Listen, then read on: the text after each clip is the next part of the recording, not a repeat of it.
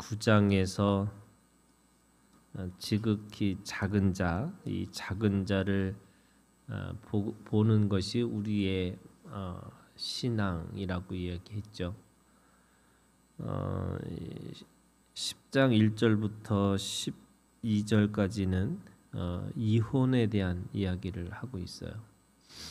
근데 이제 이것도 우리가 잘못 또 오해를 하면 이 기독교 율법주의자들이 있는 거예요. 기독교 율법주의자들이라는 게 뭐냐면 또다시 이 예수님이 주신 말씀을 율법주의처럼 또 믿는 거예요. 예를 들면 구약에 있는 말씀도 율법이잖아요. 그러면 그 율법이라는 것이 그 율법의 정신을 예수님이 말씀하셨어요. 예를 들면 간음하지 말라라고 했는데 마태복음에 있는 말씀에 보면 이 여자를 보고 음욕을 품는 것을 이 간음이라고 얘기하시는 거죠.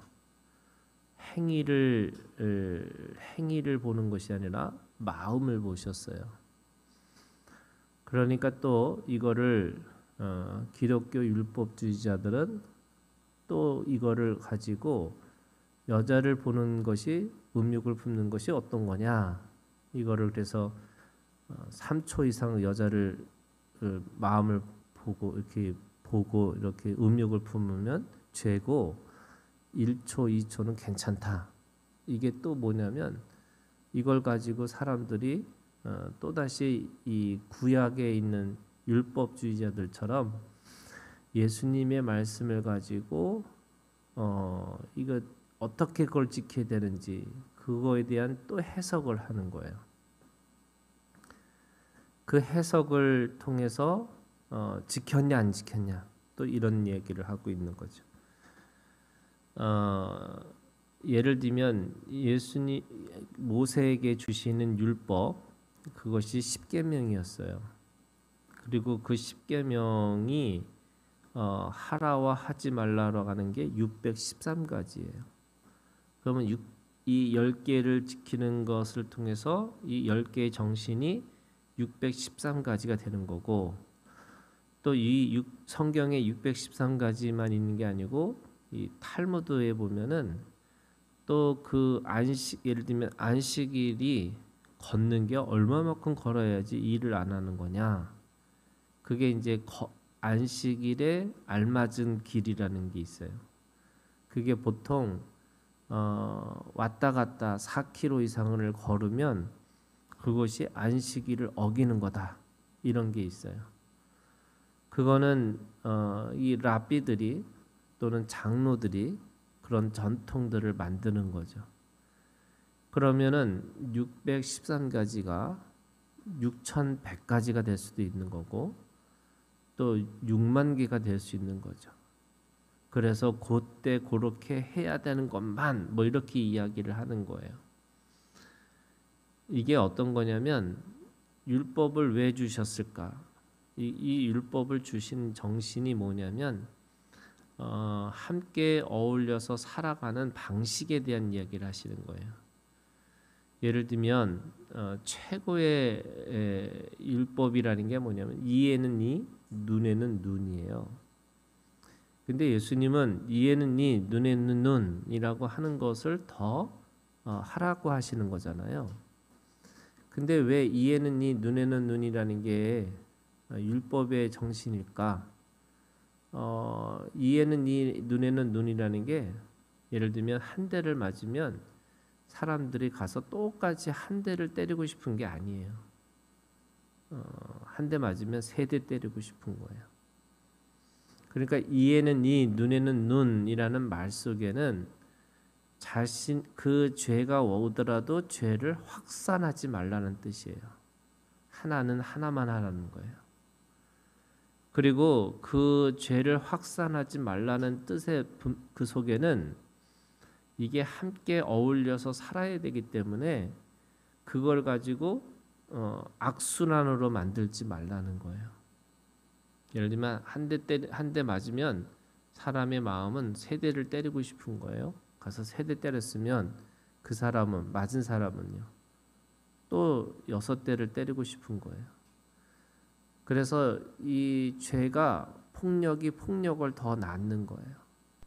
악이 악을 계속 낳게 돼 있어요. 그걸 악순환이라고 하는 거잖아요. 그러면 이에는 이, 눈에는 눈이라는 건 뭐냐면 그 악순환을 선순환으로 바꾸라는 거예요. 그게 율법의 정신이에요. 그러니까 율법은 죄를 확산하지 말고 그리고 그 죄에 대해서 그렇지만 죄에 대해서 반드시 그 물으라는 거잖아요. 근데 어떻게 묻냐? 그 죄를 진 것만큼만 처벌하면 된다는 거예요. 그리고 거기에는 존중의 의미가 있어요. 그 사람도 생명이기 때문에 이에는 이, 눈에는 눈이라는 말 속에는 그 사람을 그 상대편도 존중해 주라는 거예요. 내가 한 대 맞았다고 해서 더 악하게 더 못되게 하지 말고 그만큼만 해라 이렇게 얘기하는 거예요. 그러니까 예수님은 율법을 폐하러 오신 것이 아니라 그 율법의 정신을 가지고 살라 이렇게 얘기하시는 거예요. 이 똑같아요. 오늘 이 말씀도요. 이 10장 1절부터 12절에 이혼에 대해서 이혼하지 말라 이렇게 얘기하시잖아요. 근데 그 이혼하지 말라고 하는 것에 대한 정신이 있는 거죠. 왜 그렇게 이혼하지 말라고 하셨을까? 그 이혼의 행위가 중요한 게 아니고 이혼을 그렇게 하려고 하는 행위에 사람들의 마음이 있는 거예요. 예를 들면 그 당시에 여자들은요 남자의 권위 아래 있는 거예요. 어렸을 때는 아버지의 권위 아래 있고 나이가 들어서 결혼을 하면 남편의 권위 아래 있고 나이가 들면 아들의 권위 아래 있는 거예요. 그래서 그 여자라는 존재는 늘 누군가의 그 권위 아래서 보호를 받아야 되는 존재예요. 지금하고 다른 시대이잖아요. 그러니까 여자들이 뭔가 누군가가 어디 가서 재판의 증인이 될 수가 없어요. 왜? 누구의 권위 아래 있는 사람이기 때문에 그래요. 그리고 이 여자라고 하는 이 존재는 그 당시에는 경제적인 능력이 아무것도 없는 사람들이에요. 그 여자들이 이혼율이 증가하는 역사적으로 보면은 여자들이 경제적으로 독립하는 그런 시기하고 맞물려 있어요. 그러니까 이 아무것도 할 수 없으니까 그 여자들은 어떻게 보면은 누구 권위 아래서 보호를 받아야 되는 존재예요. 지금하고 다른 시대인 거예요. 예, 그러니까 왜 이제 2절에 바리새인들이 예수께 나와 그를 시험하여 묻되 이렇게 얘기하고 있어요.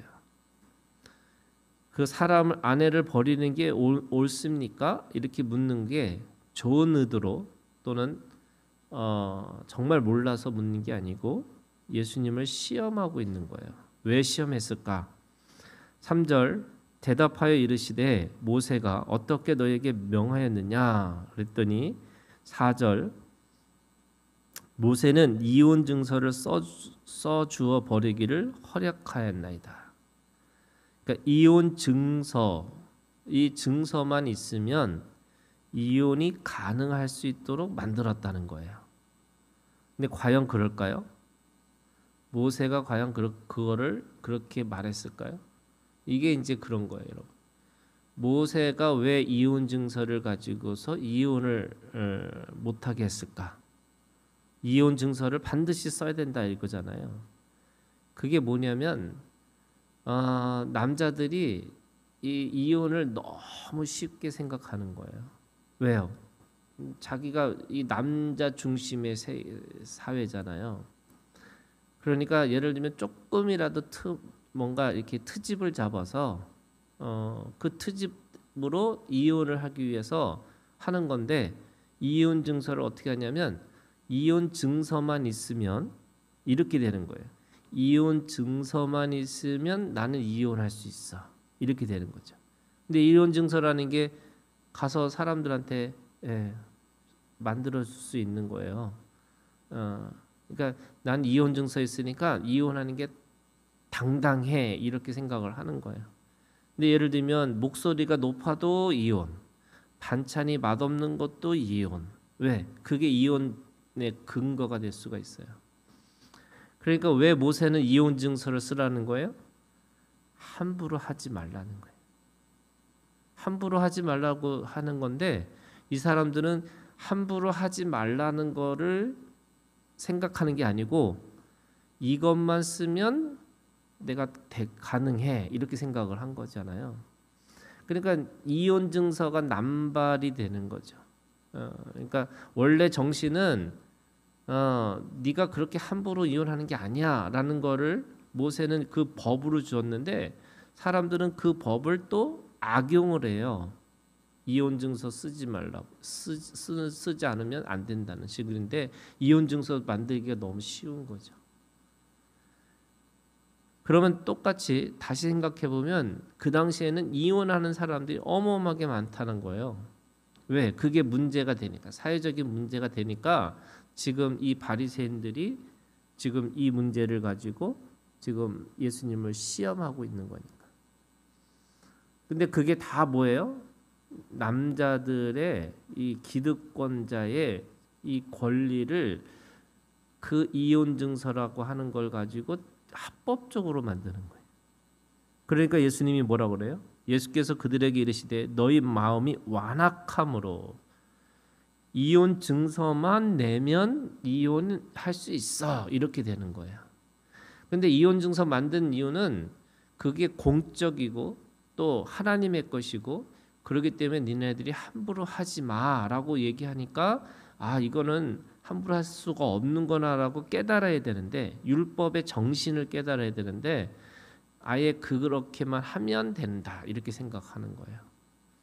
그게 이제 사람들이 이 율법주의자가 된 이유들이 그런 거예요. 율법주의자들은 율법의 정신을 따르는 게 아니라 그 율법을 그대로만 지키면 된다고 생각하는 거예요.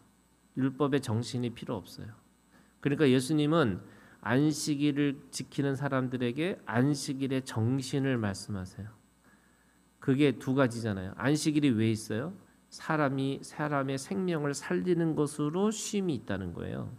그 다음에 그 안식일의 주인은 하나님이시기 때문에 그 안식일에서 너희들이 하나님과 교제하라는 거예요. 그런데 사람들은 뭐뭐 하지마 해서 나는 안식일을 지켰다고 생각하는 거예요. 그러니까 그게 그렇게 정신은 없고 지켰냐 안 지켰냐만 있는 거죠. 똑같아요. 그 당시에 사람들에게 이혼 증서만 가지고 있으면 이혼이 가능해 이렇게 돼버린 거죠. 그러니까 예수님이 말씀하신 게 이 완악함, 너희 마음이 완악함으로. 그런데 너희 마음이 누구냐면 남자들이에요. 기득권자들이에요. 그러니까 요즘도 똑같은 건데요.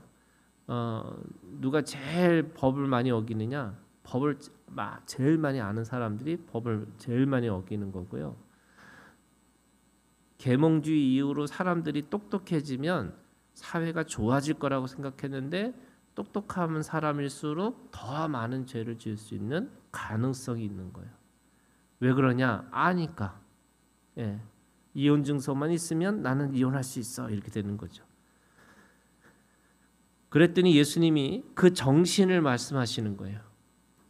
그 이혼했느냐 안 했느냐 이걸 가지고 똑같이 생각하는 게 아니에요, 여러분. 이게 우리 안 그러면 똑같은 이게 율법주의자가 되는 거예요. 그럼 뭐냐? 예수님 말씀하신 정신이 뭐냐? 창조 때부터 사람을 남자와 여자로 지으셨으니. 근데 여기에 가장 중요한 이 사람을 남자와 여자로 지으셨다라는 이 말씀 속에 뭐가 있냐면 와가 있어요. 와.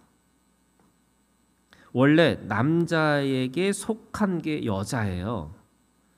그런데 성경에 창세기부터 우리에게 주신 말씀이 뭐냐면 남자와 여자, 라고 하는 가장 동등한 관계로 보고 계시다는 거예요.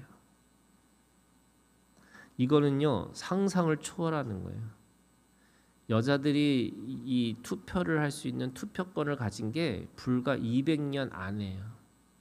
200년 전까지만 해도 여자는 투표를 할 수가 없었어요. 여자들이 일한다는 거요? 상상도 할 수 없는 거예요.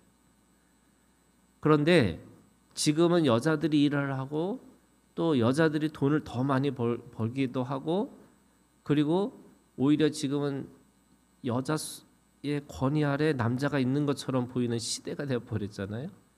그런데 그 BC 500년 전에 또는 그 이전에 남자와 여자라고 하는 이 와라고 하는 가장 동등한 관계로 하나님이 창조하셨다는 거예요. 그러니까 이게 성경은 우리한테 뭐라 그러냐면 누구도 무시하고 사는 게 아니에요. 특별히 지극히 작은 자라고 할지라도 함부로 우리가 이게 함부로 대하는 게 아니에요. 그래서 그 성경에 보면 어린아이까지도, 그 당시 어린아이도 정말로 옛날 고대 사회에 보면은 그냥 너무나 연약한 존재이기 때문에 사람 취급도 안 하고 함부로 대할 수 있는 게 어린아이예요. 그런데 성경은 그 어린아이조차도 또 여자조차도 동등하게 여기라는 거예요. 그래서 하나님은 남자와 여자로 지으셨어요. 그렇기 때문에 사람이 그 부모를 떠나서 그 둘이 한 몸이 될지니라. 이러한즉 이제 둘이 아니요 한 몸이니, 그러므로 하나님이 짝지어 주신 것을 사람이 나누지 못할지니라. 가장 독립적인 두 사람이 만나서 한 몸을 이루는 거, 그것에 대해서 누구도 이게 헤어지는 것, 이게 한 몸이 되는 것에 대해서 그거를 갈라놓을 수 있는 것은 아무것도 없다. 인간의 욕망과 인간의 가지고 있는 어떤 생각 가지고는 절대로 가능할 수 없다. 이렇게 얘기하는 거죠. 그렇기 때문에 근데 이 말씀을 또 왜 인용하냐? 이거는 두 가지가 있어요. 하나는 실제로 그 사람들에게 이 여자와 남자의 동등함을 가르쳐 주는 것도 있지만, 창세기의 이 말씀을 통해서 나중에 신랑이신 예수 그리스도, 신부인 우리 교회가 이 말씀 속에서 한 몸으로서 절대로 갈라놓을 수 없는 존재, 불가분의 관계, 하나님과 우리가, 예수 그리스도와 내가, 주님이 내 안에 내가 주님 안에 한 몸을 이루는 것, 그것을 또한 우리에게 말씀하시고, 이 말씀은 어떤 것도 하나님과 우리를 갈라놓을 수 없는 것, 이것을 우리에게 말씀하시는 거예요. 9절, 그러므로 하나님이 짝지어 주신 걸 사람이 나누지 못할지니라. 근데 이거를 똑같이 옛날에, 지금도 마찬가지지만 이걸 또 율법주의로 생각하니까 절대 이혼하면 안 돼라고 얘기하는 거잖아요. 그래서 옛날에는요, 어르신들이 뭐 남편이 때리고 뭐 하고 뭐 해도 맨날 참고 살아라는 거예요. 근데 그게 뭐냐면 이 맷집을 키우라는 얘기랑 똑같은 거예요. 근데 그런 게 아니고요, 그 정신이 그런 거라는 거예요. 하나님이 우리에게 주신 이 부부의 관계는 하나님이 주신 거라고 생각하고 살으라는 거예요. 그런데 남편이 때려요. 근데 그게 무슨 하나님이 주신 제대로 된 그 남편으로서 역할을 하고 있는 거예요?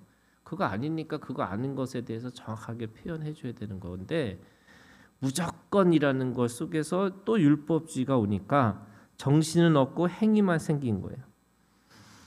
집에서 제자들이 다시 이를 물었어요. 왜 물었을까요? 아니, 지금 다 남자들이 다 이혼하고 이혼증서 쓰고 있는데 절대 하지 마라고 하니까 제자들이 걱정돼서 얘기하는 거잖아요. 이거 뭡니까? 그랬더니 이르시되 누구든지 그 아내를 버리고 다른 데 장가드는 자는 본처에 간음을 행하고, 아내가 남편을 버리고 다른 데 시집가면 간음을 행함이라.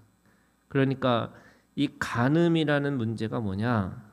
간음은 여러분 이 하나님이 우리에게 부부의 관계를 하는 것과 나쁜 게 아니라는 거예요. 그런데 간음이라는 게 어떤 거가 되냐면 이 쾌락이 되는 거예요. 그러니까 쾌락을 위해서 뭔가를 사람들이 이혼하는 것에 대해서 아주 분명하게 얘기하시는 거죠. 그렇게 하는 거 아니라고. 그러면 남자들이 다 그렇게 하는 거죠. 근데 오늘 말씀에 뭐 여자도 그렇게 하면 안 된다 이런 거예요. 예. 그러니까 남자든 여자든 쾌락을 위해서 또 다시 뭔가 이 아내를 버리고 나가서 또 다른 여자를 구하는 것은 절대 하면 안 되는 거다. 이렇게 얘기하고 있는 거예요. 그러면 오늘 정신이 뭐예요, 여러분? 하나님이 가정을 주셨어요. 그 가정은 가장 기본적인 하나님이 주신 첫 번째 공동체예요. 거기에 사랑이 있어야 되는 거고요. 거기에 존중이 있어야 되는 거고요. 거기에 하나님이 주신 그 짝이라고 생각하고 서로 서로를 소중하게 여기고 살으라. 여기에 있는 거예요. 이거를 또다시 했느냐 안 했느냐 행위가 있느냐 없느냐 이걸로 보는 게 아니라 여러분 그래서 나는 이혼 안 해서 나는 최고야. 저 사람은 이혼해서 문제야. 이게 아니고요. 여러분 이혼 안 하는데도 그렇게 사랑과 존중이 깨진 가정이 얼마나 많이 있어요. 그러니까 사랑하고 존중하고 하나님이 주신 사람으로 대우하고 살아라. 여러분 이 말씀이 우리한테 있는 거고 주님이 우리한테 그렇게 대우하셨고요. 우리도 그렇게 존중하고 하나님을 사랑하는 내가 예수 그리스도의 신부가 되고 주님이 나의 신랑이 되셔서 그런 온전한 관계를 맺기를 원하시는 거죠. 오늘도 주님이 내 안에 내가 주님 안에 있음을 기억하고 하나님이 주신 사랑을 온전하고 완전한 사랑으로 경험하고 살아가는 하루가 되기를 주님의 이름으로 축원합니다.